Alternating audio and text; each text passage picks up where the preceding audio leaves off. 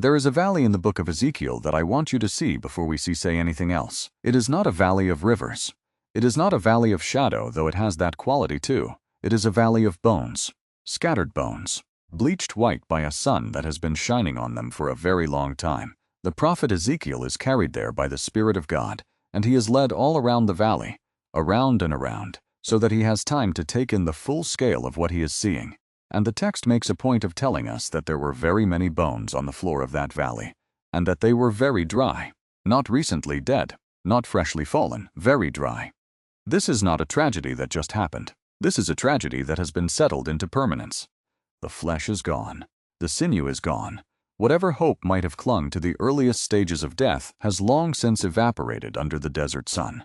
These bones have been here long enough that anyone passing by would not grieve them anymore. They would simply note them. A valley of very dry bones is not a crisis. It is a fact. It is simply what this valley is. And then God asks Ezekiel a question. Son of man, he says, can these bones live? I want to stay with that question for a moment, because I think we rush past it far too quickly.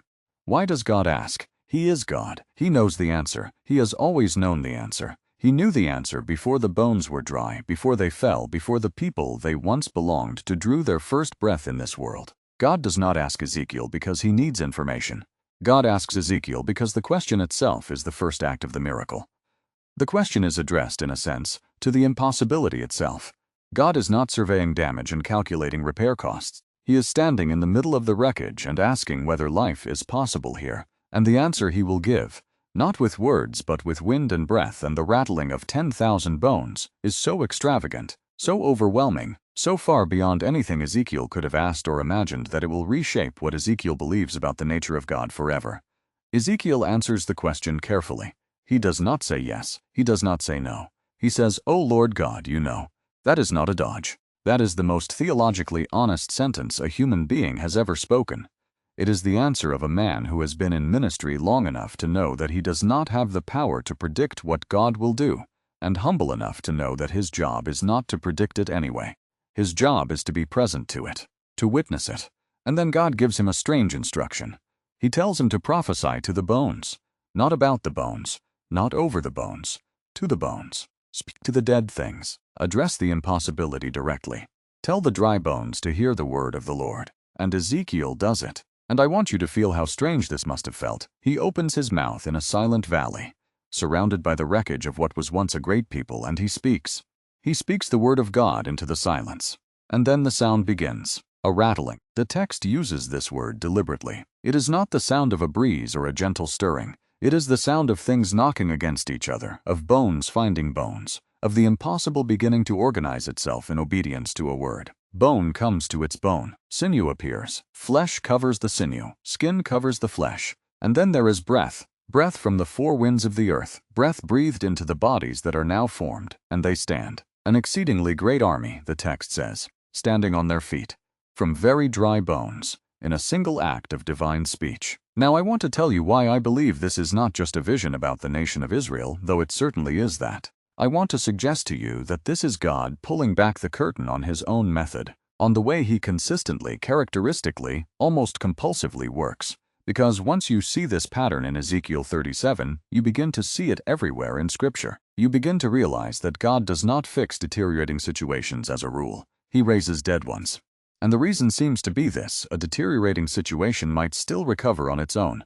A situation that is merely bad might get better. Half-dead things can sometimes come back with enough rest and medicine and time. But very dry bones require resurrection, and resurrection is something only God can perform. And so God waits. He waits not because he is slow or distant or indifferent. He waits because he is specifically interested in doing something that cannot be mistaken for natural recovery.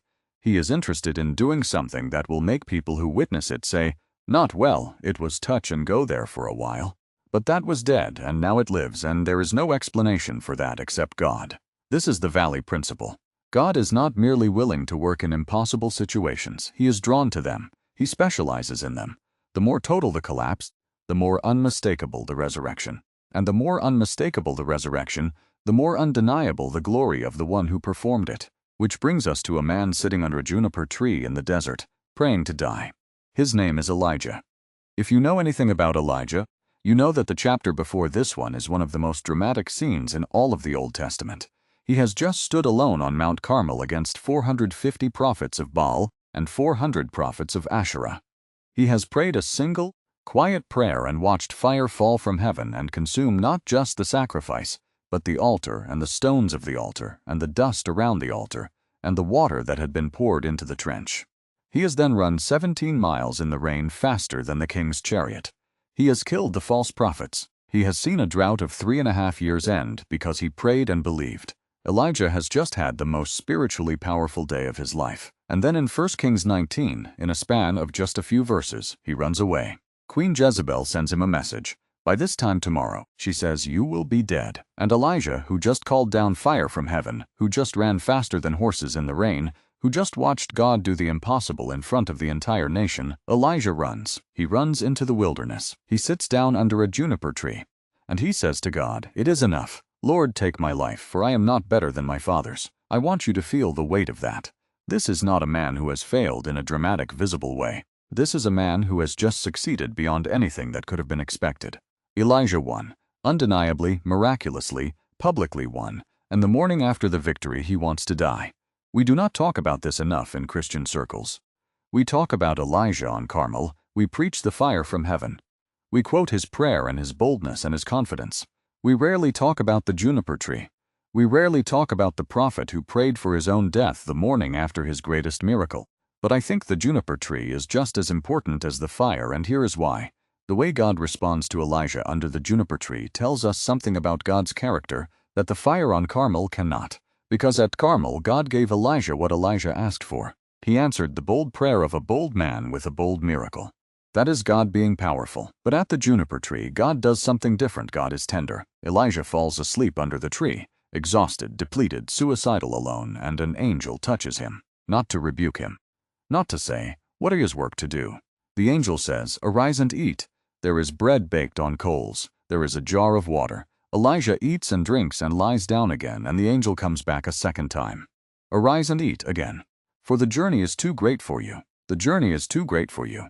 God does not tell Elijah that he is being dramatic. God does not remind him of Carmel and tell him to remember who he is. God looks at the broken prophet under the desert tree and says, yes, you are right. What is ahead of you is beyond your current capacity. So eat, sleep. I will come to you. I am not going anywhere. You are not being fired. You are being fed. This is the God of the valley of dry bones appearing in a new form. At Carmel, God came as fire. At the juniper tree, God comes as bread. The form is different. The purpose is the same. He is meeting a person at the exact point of their impossibility and beginning to raise what has died. Because make no mistake, Elijah was not merely tired. What died under the juniper tree was his sense of identity, his sense of purpose, his sense that his life and work had any meaning at all. I am not better than my fathers, he said. That is a man who has lost the thread of his own story. That is a man who no longer knows who he is or why he is here or what anything was ever for. The collapse was not just physical. It was total. And God's response to the total collapse is total tenderness. Bread, water, sleep, more bread, more water. And then at the end of a journey of 40 days and 40 nights, a cave and a still small voice. The sequence matters. There is wind before the voice, a great and mighty wind that tears the mountains and breaks rocks in pieces. But God is not in the wind. There is an earth fire, but God is not in the fire, and after the fire, silence. A still small voice, a whisper, a sound of gentle stillness. At Carmel, Elijah needed fire. At the juniper tree, Elijah needs the whisper. And God knows the difference. God always knows which form of himself a person in a particular moment needs most. He does not respond to Elijah's collapse with more power. He responds with presence. Quiet, close, unhurried presence. And then from within that presence, a recommission. Not when Elijah has recovered his confidence. Not when he has processed his trauma and found his footing. From within the collapse itself, the assignment comes again. There is something here about the way God works that I think we profoundly misunderstand. We imagine that we have to get ourselves together before God can use us again. We imagine that the restoration process works something like collapse, then recovery, then recommission. Get broken, then get better, then get back to work. But Elijah's story suggests something different. It suggests that God is willing, eager even, to give the next assignment to the person who is still sitting in the cave. He does not wait until you feel ready. He meets you in the middle of your collapse and calls you forward from there. which is exactly what Jesus does for Peter. I want to take you to the shore of the Sea of Galilee, sometime after the resurrection. The disciples have gone back to fishing. We do not know exactly why, but we can guess. The crucifixion was an earthquake. Everything they thought they understood about the Messiah, about the kingdom, about where their lives were going, all of it had shattered in the space of a single afternoon. And then the tomb was empty, and they had seen him, and it was real, and he was alive. But even that glory had not fully reorganized their interior world. And so Peter, practical and impulsive as always, says, "I am going fishing," and several of the others say, "We will come with you." They fish all night and catch nothing. In the morning, as the light begins to come over the water, there is a figure on the shore they do not at first recognize. He calls to them, "Have you any fish?" They say no. He tells them to throw the net on the right side of the boat. They do, and the net is suddenly so full they cannot haul it in. And John looks at the shore and says to Peter, "It is the Lord." And Peter, who the last time Jesus was arrested, had stood by another charcoal fire in the courtyard of the high priest and denied 3 times that he even knew the man. Peter throws his outer garment on and jumps into the water and swims to shore. When they get to the beach, Jesus has already built a fire, already cooking fish, already has bread ready. He has prepared breakfast for the men who abandoned him, for the men who fled into the night when he was arrested, for the man who denied him 3 times to a servant girl. He is not waiting for them to explain themselves or apologize. He is cooking fish. "Come and have breakfast," he says, and no one dares ask him who he is. They all know it is the Lord. When breakfast is over, Jesus turns to Peter, and here is where the miracle happens. Not the loaves, not the fire, not the net full of fish. The miracle is in the question, says, "Simon, son of John, do you love me more than these?" And I need you to notice something. He calls him Simon, not Peter. Simon was his old name, his fisherman name, his names before Jesus gave him a new one. On the night Jesus first called him, he said, "You are Simon, but you will be called Peter," which means rock. The new name was a prophecy, a declaration of the person Jesus would make him. And on this beach, Jesus calls him Simon again. Not as a demotion, as if to say, "I see you as you are right now, in this moment, in this collapse, in this failure," not as a finished product, not as the legend you will become. "I see you, Simon, the fisherman, the man who ran, the man who wept. Do you love you?" Peter says, "Yes, Lord. You know that I lambs." A second time, "Simon, son of John, do you love me?" Peter says, "Yes, Lord. You know that I love you." Jesus says, "Tend my sheep." A third time, and the text tells us that Peter was grieved because Jesus asked him the third time. A third time, "Simon, son of John, do you love me?" And Peter says, "Lord, you know everything. You know that I love you." Jesus says, "Feed my sheep." 3 questions, 3 times. 1 for each denial. One by one, Jesus walks back through the worst moments of Peter's life, not to reopen wounds, but to transform them. He is not rubbing Peter's face in his failure. He is giving Peter the chance to say out loud, 3 times in daylight by a warm fire, the words he could not say in the dark, in the cold, in the courtyard, when it cost everything. He is giving Peter back his own voice. He is redeeming the denials, not just forgiving them. And then, "Feed my sheep."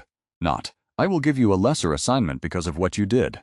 Not, "You can come back eventually once you have proven yourself again." The calling that Peter received before the failure is the same calling he receives after it. In fact, it is not quite the same. It is deeper, because now Peter knows what he is capable of in his own strength. Nothing. He knows how quickly courage evaporates at the sound of a servant girl's voice. He knows that whatever he is going to be for God, it will not be because of his own rock-solid character. It will be because of the rock who met him on the shore and cooked him breakfast and asked him a question and trusted him with sheep. The failure is not the end of the story. The failure is the foundation of the calling. And now I want to bring these 3 threads together, because I believe they are not 3 separate stories. I believe they are 3 windows looking at the same reality from 3 different angles, and I believe that reality is this. The geography of total collapse is the geography that God most characteristically inhabits. In Ezekiel, the valley of very dry bones. In 1 Kings, the desert under a juniper tree, a prophet who wants to die. In John, a beach where a failed disciple has gone back to fishing. 3 places of total collapse. And into each of them God comes, not averting his eyes from the wreckage, not waiting at a distance until things improve, but entering the collapse directly, meeting it at its lowest point and doing something there that he could not do anywhere else. Because here is the thing about resurrection, it requires death first, not near death, not grave illness. Actual death, very dry bones. The breath left, the sinew gone, the hope exhausted. If there is any flicker of natural life remaining, What God does next might look like recovery, might look like medicine working, might look like the natural resilience of the human spirit. But if everything is gone, if the valley is truly undeniably full of very dry bones, then when those bones stand up and live, there is only one explanation. And every single person in that valley knows it. This is why, I believe, God does not always rescue us before we reach the bottom, not because He is cruel, not because He is slow, but because He knows that some of the most important things He wants to do in our lives and through our lives require the complete removal of any alternative explanation. He needs us to reach the place where we can say, honestly, that we had nothing left, that we could not have manufactured what happened next on our own, that the life we now live is not the life we rebuilt, it is the life God raised from the dead. And all of this, every thread of it, is gathered up and fulfilled and made most fully visible in the last days of Jesus of Nazareth. The night before the crucifixion, in the Garden of Gethsemane, Jesus falls on His face on the ground and prays, "Father, if it is possible, let this cup pass from me. Nevertheless, not as I will, but as you will." 3 times He comes back to find His disciples asleep. 3 times He returns to the ground, to the prayer, to the agony. And the cup does not pass. The arrest comes, and the trial, and the cross. And on the cross, at the 9th hour, Jesus cries out with a loud voice, my God, why have you forsaken me?"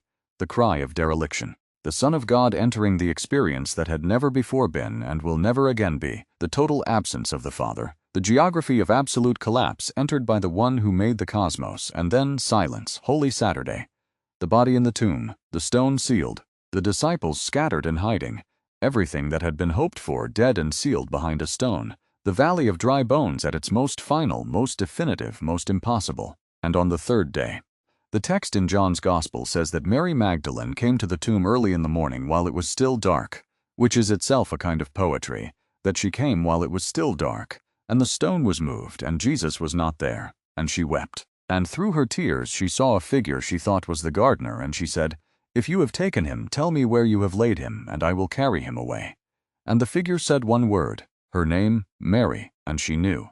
This is the pattern, the whisper in the cave, the bread by the fire, the question on the beach, one word in the garden spoken to a woman in tears, God coming into the geography of total collapse and finding the person there and speaking their name and making the dead thing live. The resurrection of Jesus is not just the central event of Christian faith, it is the proof of the principle. It is God in His own Son demonstrating what He has always done and will always do. He takes what is most thoroughly dead, most definitively lost, most impossibly sealed behind a stone, and He raises it. And the raisings is not recovery, it is not a close call, it is not narrowly avoiding the worst, it is death and then life, with nothing in between but the silence of God doing something in the dark that no human eye can see. And this means something specific for your life, right now, wherever you are in your story. If you are in the valley, if you are under the juniper tree, if you have gone back to fishing because you do not know what else to do after the way things fell apart, I want you to hear this. God is not troubled by where you are. He is not standing at a distance, wincing at the mess, waiting for you to get yourself together enough to be worth His time. He is in the valley with you. He has already built, He is cooking fish. He is asking you a question, not, "How did you get here?" Not, "Don't you know better than this?" The question is, "Do you love me?" That is always the question. Not your performance, not your consistency, not the distance between who you said you would be and who you have turned out to be. Do you love me? Because if you do, if there is anything in you that can say yes to that question, even weakly, even through tears, even without knowing what comes next, then you are not in a place of ending, you are in a place of beginning. The valley of dry bones is not a graveyard. As it turns out, it is a training ground. God did not take Ezekiel there to mourn. He took him there to witness the creation of an army, an exceedingly great army, standing on their feet ready for whatever comes next. The rattling has already begun. You may have heard it and not recognized what it was. The strange sense that something is shifting in your situation that you cannot account for. The unexpected door. The conversation you did not plan. The morning when the weight, for no clear reason, felt slightly less than the morning before. That is the sound of bones finding bones. That is the sound of the impossible beginning to organize itself in response to a word spoken over you by a God who asks the dead if they can live, and then proceeds to answer His own question. The bread is on the coals, the fire is warm, the net is heavy with fish. Come and have breakfast. He is here. He has always been here. He was here when the bones were dry, and He was here in the silence of the cave, and He was here in the dark before the stone rolled back. He has never not been here. And he is asking you his question and the answer you give, however small, however uncertain, however offered through the wreckage of everything you thought your life was to begin. That answer, feed my sheep, he says, to the man who failed, to the prophet who broke, to the nation that was bones, to you. The journey ahead may be too great for you in your own strength. He knows that. He has always known that, which is why the bread is already baked and the water is already drawn, and he is not in a hurry. He has been sitting in the valley waiting for you to stop trying to prove that the bones can reassemble on their own. They cannot, but he can reassemble them. He has done it before. He has done it once and for all in his own body. He will do it in yours. The valley of dry bones is not the last word. It is, as it turns out, the first word of the next chapter. And the next chapter begins now.